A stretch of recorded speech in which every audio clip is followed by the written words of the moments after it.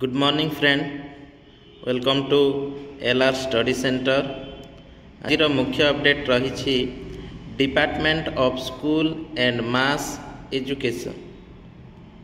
वर्तमान शिक्षकतार बहुत अभाव रही जो 20,000 पदवी सृष्टि होइथिला जूनियर टीचर एपर्यंत यार रिक्रुटमेंट प्रोसेसटा कंप्लीट होई नाही। जो मानकर डीवी सरी जाइए से माने एपर्यंत स्कूल रे जॉइन करी नाहंती।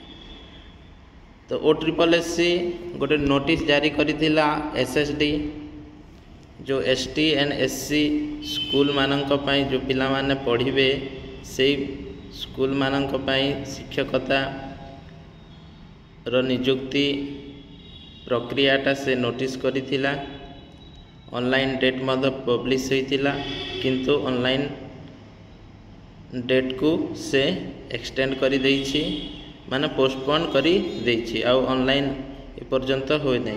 यार मुख्य कारण होउछि एबे जो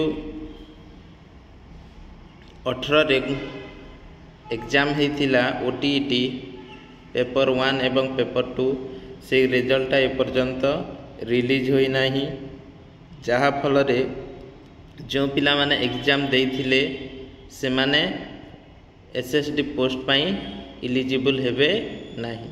तो सेही एग्जाम रो रिजल्ट को ही OSSC अपेक्षा करिछि। बहुत शीघ्र आपण माने पाई परिबे OTET रिजल्ट एवं SSD रो ऑनलाइन मध्य प्रक्रिया स्टार्ट हे। तो निज निजर प्रिपरेशन को भलो भाबरे कंटिन्यू करंतु एवं पोस्ट पाई भलो भाव पढ़ंतु। आजिर अपडेट एतिकी थिला। अपडेट टी भलो लागि थिले लाइक करिवे, शेयर करिवे एवं सब्सक्राइब करिवे। धन्यवाद।